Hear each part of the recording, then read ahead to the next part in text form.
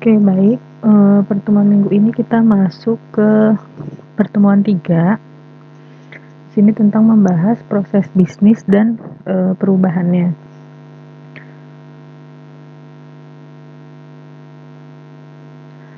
Untuk proses bisnis dan perubahannya, di sini ada pekerjaan pengetahuan atau pekerja intelektual atau yang pekerja pikiran. Biasanya dalam pengerjaan pengetahuan ini, orang yang bekerja di bidang ini tuh memiliki latar pendidikan yang formal, biasanya ada di tingkat universitas, biasanya memiliki profesi yang khusus. Contohnya tuh kayak dokter, insinyur, pengacara, ilmuwan. Nah, orang yang bekerja di bidang pengetahuan ini biasanya tugas utama itu menciptakan informasi dan pengetahuan baru. Kemudian di sini ada pekerja data. Ini biasanya untuk latar belakang pendidikannya itu lebih rendah dibanding pekerja pengetahuan, dan tugasnya itu cenderung lebih mengolah data. Contohnya itu seperti sekretaris, pencatat buku kas, pengelola lain yang tugasnya itu memanfaatkan, manipulasi, mengolah, menyebarkan informasi. Kemudian untuk sistem informasi berdasarkan level organisasi, di sini ada 3, ada level organisasi bawah, menengah, sama level organisasi atas. Untuk level organisasi bawah ini mendukung manajer operasi melakukan kegiatannya. Biasanya di level bawah ini merupakan salah satu komponen atau kunci dari hierarki organisasi, di mana sistem informasi yang berlevel bawah ini biasanya berfokus kepada aktivitas sehari-hari yang terjadi pada kegiatan operasional atau pelaksanaan tugas-tugas yang langsung terkait dengan proses bisnisnya. Contohnya di sini ada TPS, Transaction Processing System atau sistem pemrosesan transaksi, kemudian ada proses kontrol sistem, kemudian ada sistem kerja pengetahuan dan sistem kantor. Kemudian di tingkat level menengah, ini biasanya digunakan untuk pengendalian dan pengambilan keputusan semi terstruktur. Biasanya pada bagian level menengah ini, dia berada di antara level tingkat bawah dan level tingkat atas. Biasanya sistem informasi di level menengah ini berfokus kepada kebutuhan sistem informasi dan pengambilan keputusan di tingkat manajer pada sebuah organisasi. Kemudian untuk contoh jenisnya di sini, misalkan ada expert system, kemudian ada jaringan neural buatan, kemudian ada ANN dan sistem informasi manajemen. Kemudian kalau di tingkat atas ini biasanya digunakan untuk perencanaan strategik dan pemecahan masalah. Pada level atau tingkat atas ini adalah puncak dari suatu hierarki organisasi pada suatu perusahaan atau organisasi, di mana level atas ini dia berfokus kepada pengambilan keputusan strategis oleh manajer tingkat atas atau bagian eksekutif pada suatu organisasi. Nah, sistem informasi tingkat atas ini biasanya memberikan informasi yang diperlukan untuk merencanakan atau mengarahkan organisasi ke arah yang diinginkan.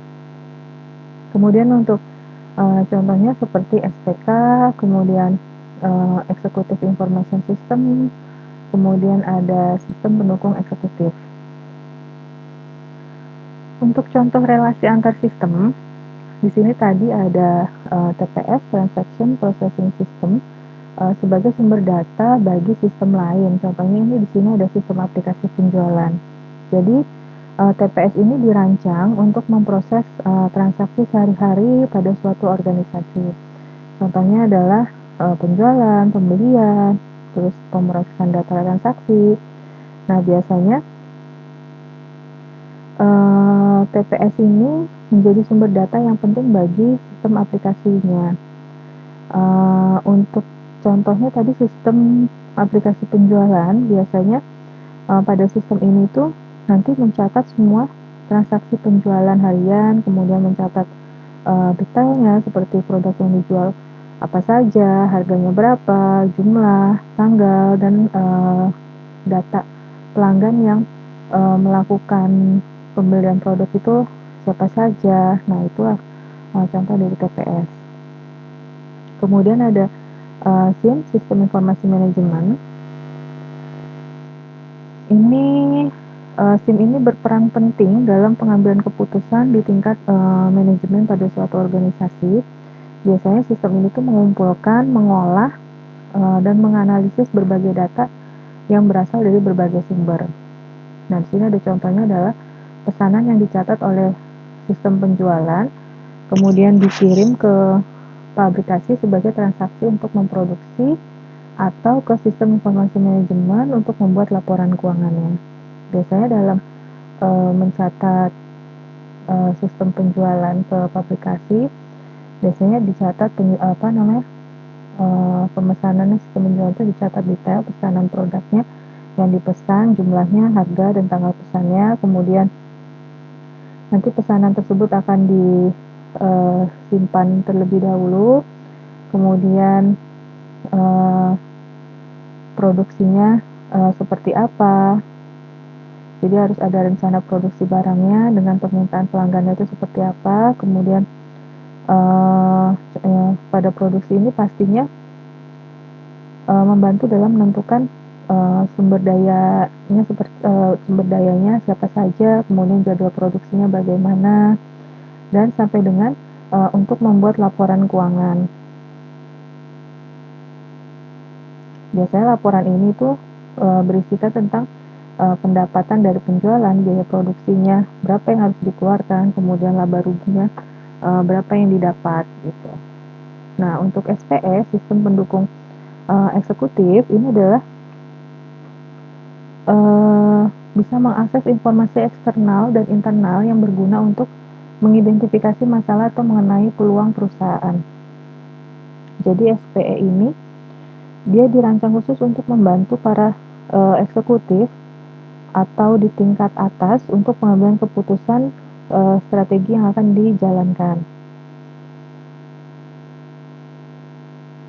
Dan biasanya SPE ini memiliki kemampuan untuk mengakses, menggabungkan informasi eksternal dan internal yang relevan untuk suatu organisasinya. Nah, informasi eksternal ini biasanya dia tetap mengakses dari berbagai sumber, misalkan seperti data pasarnya, kemudian data pesaingnya, terus informasi ekonominya seperti apa, terus berita-berita yang lainnya, itu termasuk dari informasi eksternal.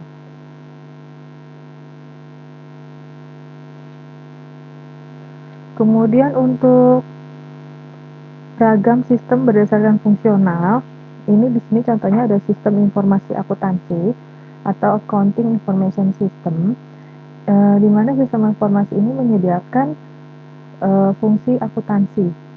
Biasanya mencakup semua transaksi yang berhubungan dengan keuangan dalam perusahaan. Jadi sistem informasi akuntansi ini tuh biasanya dirancang untuk mengumpulkan, menyimpan, mengolah, melaporkan informasi akuntansi atau keuangan yang ada di organisasi tersebut.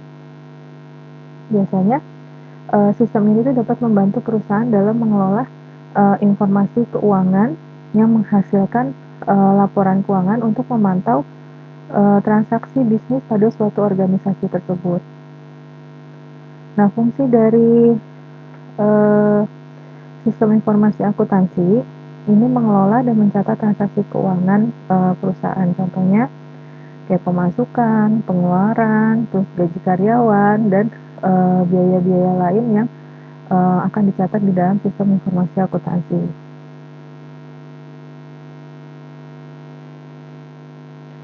Kemudian yang kedua ada sistem informasi keuangan atau finance informasi system. Ini sistem informasi yang menyediakan informasi fungsi keuangan, departemen atau bagian keuangan yang menyangkut keuangan perusahaan, misalnya berupa arus kas atau cash flow dan informasi pembayaran. FIS ini atau Finance Information System ini biasanya itu dirancang untuk mengelola, mengintegrasikan, dan menyediakan informasi mengenai keuangan yang dibutuhkan oleh perusahaan dalam pengambilan keputusan dan perencanaan keuangan selanjutnya. Biasanya untuk sistem informasi keuangan ini sangat membantu perusahaan dalam mengelola aset, kemudian keuangan perusahaan, kemudian mengelola modal, mengelola hutang perusahaan, dan sumber daya keuangan yang pastinya secara efektif.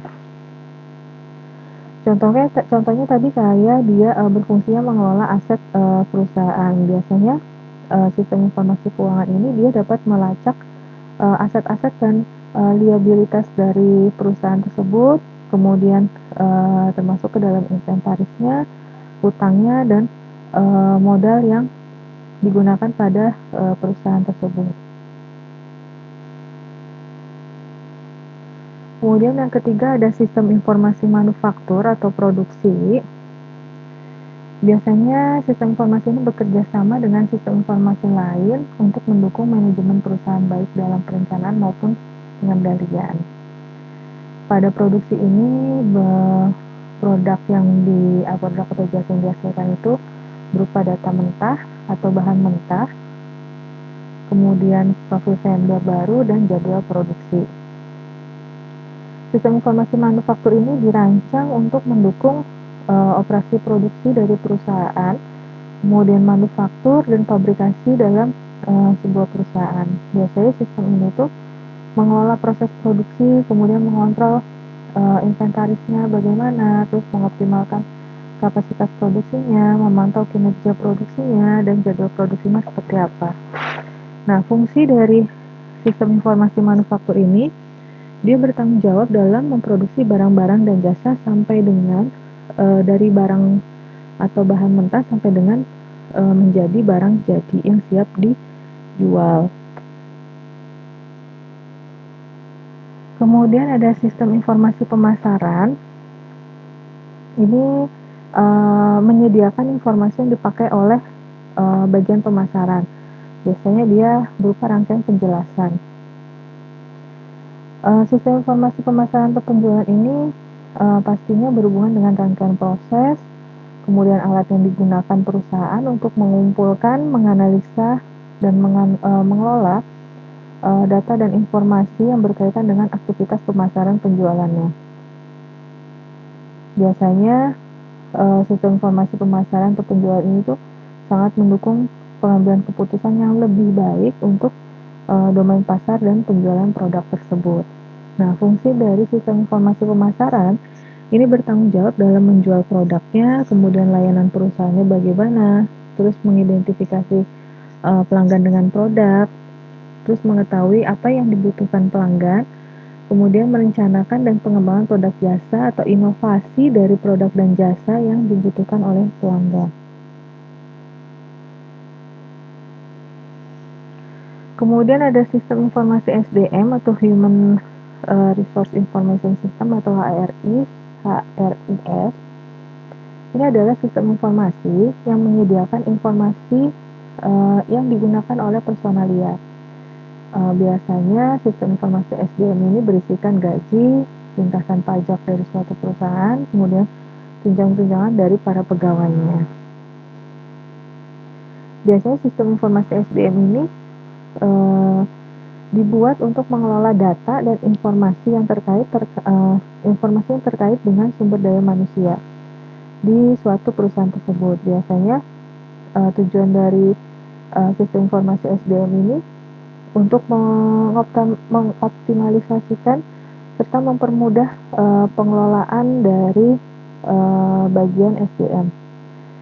Seperti tadi ada pengajian, kemudian pelatihan karyawannya, kemudian kinerja karyawannya seperti apa. Nah, fungsi dari sistem informasi SDM ini dia bertanggung jawab untuk merekrut, membina, dan memberdayakan angkatan kerja perusahaan dalam mengelola data-data karyawan.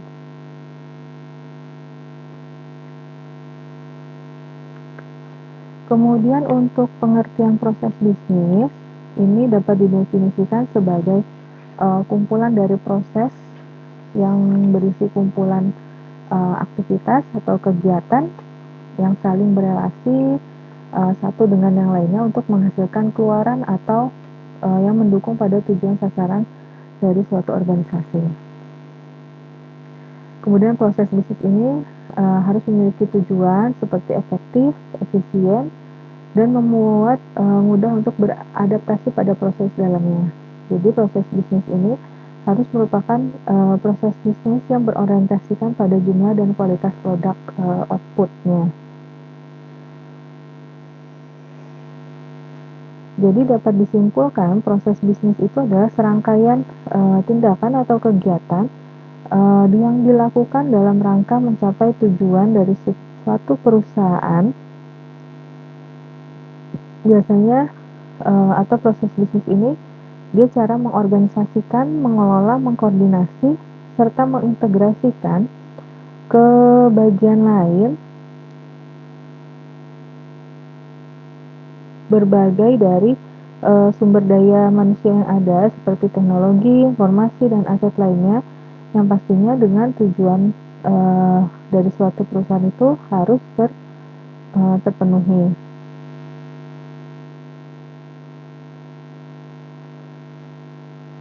Kemudian setiap organisasi memiliki kultur yang unik atau satuan asumsi pokok, nilai-nilai dan cara melakukan sesuatu yang telah diterima oleh sebagian besar anggotanya.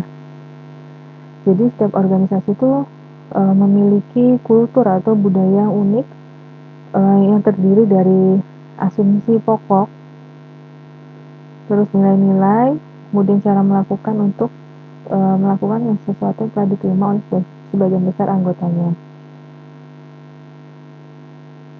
Nah, budaya organisasi ini atau kultur ini biasanya itu unsur penting yang sangat mempengaruhi bagaimana organisasi ini atau perusahaan ini tuh beroperasi dan bagaimana uh, anggotanya dalam mengoperasikan perusahaan ini.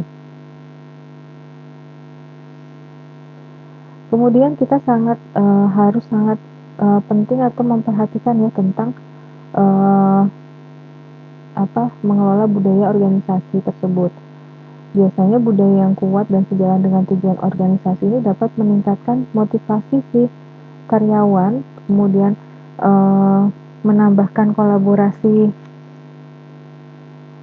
antar bagian, terus menciptakan lingkungan kerja yang pastinya lebih positif. Nah, untuk contohnya di sini ada United Parcel Service menempatkan layanan kepada pelanggan sebagai aspek kultur organisasi yang dapat ditemukan dalam sistem tracking atau paket milik perusahaan. Nah, contoh lagi misalkan ada kultur kerja keras atau budaya kerja keras. Biasanya perusahaan ini tuh lebih memilih startup yang memiliki budaya kerjanya itu sangat kuat.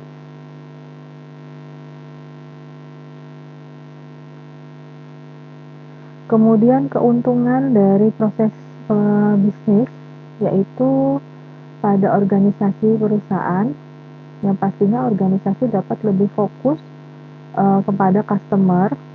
Kemudian organisasi mampu mengendalikan dan memprediksi setiap perubahan yang terjadi di lingkungan perusahaan atau di luar perusahaan. Kemudian mampu memperbaiki tingkat penggunaan sumber dayanya sehingga dapat menekan biaya pemakaian serendah mungkin. Kemudian organisasi dapat mengelola baik interrelasi proses-proses antar bagian yang ada. Kemudian selain itu keuntungannya, organisasi ini atau perusahaan dapat memonitor aktivitas atau kegiatan proses bisnisnya. Kemudian perusahaan atau organisasi ini dapat dengan mudah menemukan kesalahan dalam proses dan memperbaikinya sangat cepat. Keuntungan lainnya yaitu memahami proses setiap perubahan input menjadi output pada proses bisnisnya, kemudian melakukan pengukuran pada perubahan kondisi perusahaan, kemudian memahami proses dan metode dari proses yang benar.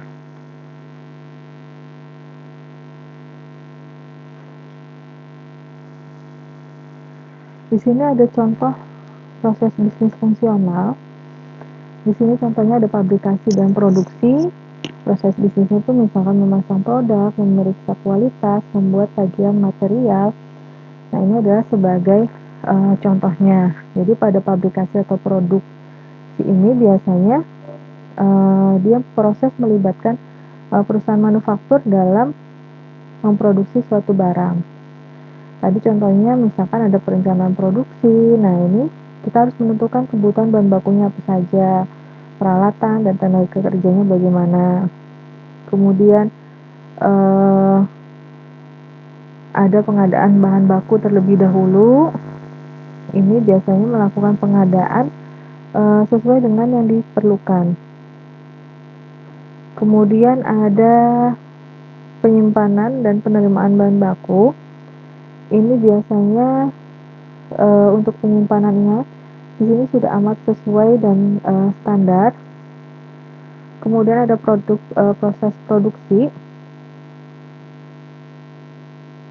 Proses produksi ini berarti si fabrikasi ini atau produksi ini menggunakan mesin yang sesuai.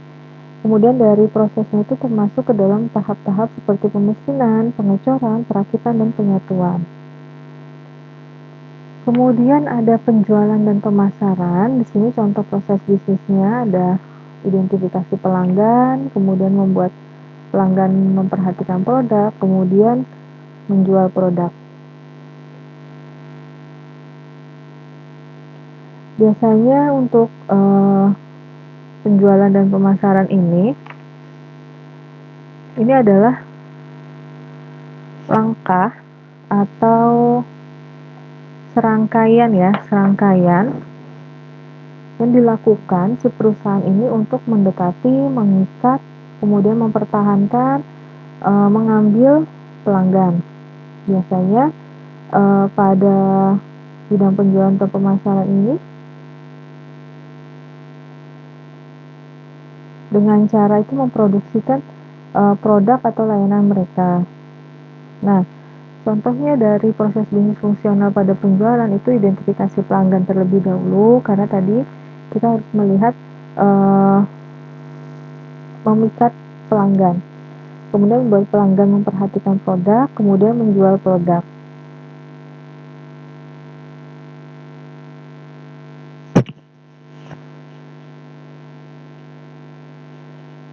Proses bisnis pada penjualan dan pemasaran itu misalkan kita analisis dari pelanggan, jadi kita menganalisis targetnya itu sudah sesuai atau belum.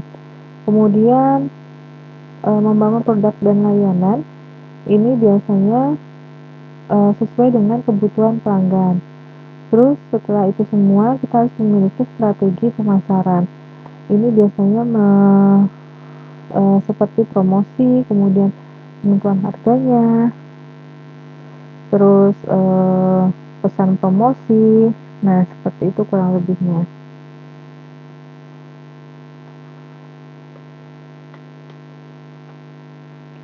Kemudian ada bagian keuangan dan akuntansi. Bidang keuangan dan akuntansi ini mencakup serangkaian aktivitas yang terkait dengan pengelolaan keuangan, pelaporan keuangan, pemantauan terhadap peraturan keuangan.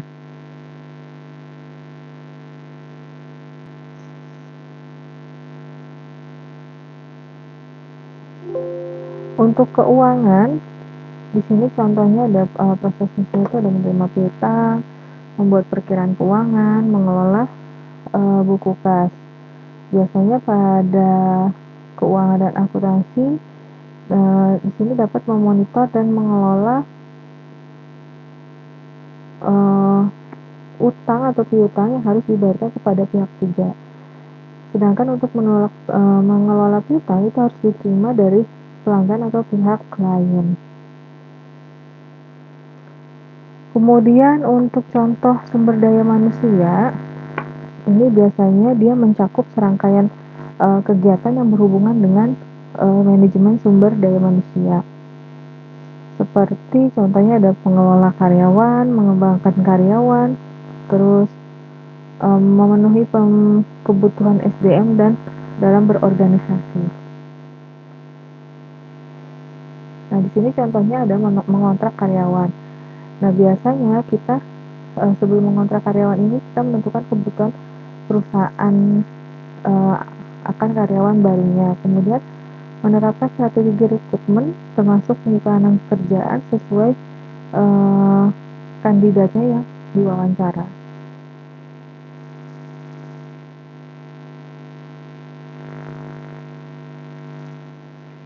Kemudian mengintegrasikan fungsi dan proses bisnis. Di sini banyak proses bisnis berciri lintas fungsional, memotong struktur organisasi yang tradisional. Biasanya lintas fungsional ini integrasi antara berbagai departemen atau fungsi dalam suatu perusahaan. Biasanya anggota tim atau individu dari berbagai latar belakang fungsional ini bekerja sama untuk mencapai tujuan dalam menyelesaikan tugas tertentu. Kemudian untuk contohnya di sini ada proses mainan menuntut kerjasama dan fungsi penjualannya. Kemudian ada fungsi akuntansi, yaitu untuk memeriksa kredit dan menagih bayarannya. Kemudian ada fungsi fabrikasi, dia mengumpulkan dan mengirimkan pesanannya.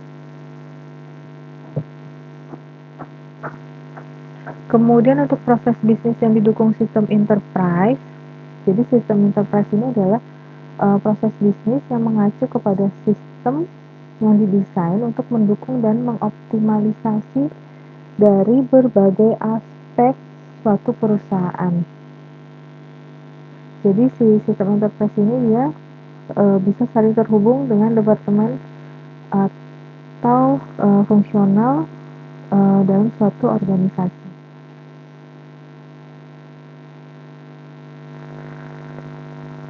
Kemudian untuk proses keuangan dan akuntansi, di sini contoh yang didukung dengan sistem enterprise ada utang dagang, piutang dagang, buku kas umum, pengelolaan dan perkiraan kas, akuntansi beban produksi, biaya pusat, biaya akuntansi aset, laporan keuangan, dan masih banyak lagi ya. Kemudian untuk proses penjualan dan pemasaran, di sini proses bisnisnya itu bisa pemrosesan order barangnya, kemudian pemberian harga dari setiap barang yang dijual, kemudian pengiriman barang, setelah itu melakukan penagihan barang, kemudian ada manajemen penjualan dan perencanaan penjualannya bagaimana. Kemudian ada sumber daya manusia, ini contohnya ada administrasi personil karyawan, kemudian pengelolaan waktu pengajian, pengembangan personil, perekrutan tenaga baru, laporan pengeluaran pengajaran. Nah, sistem enterprise ini juga memiliki keuntungan, itu membantu manajer dalam menentukan produk mana sih yang kurang menguntungkan atau produk mana yang menguntungkan. Kemudian permintaan pelanggan itu direspon lebih efisien. Kemudian memperkirakan produk baru dan memproduksikan produk tersebut serta mengirimkan kepada permintaan pelanggan.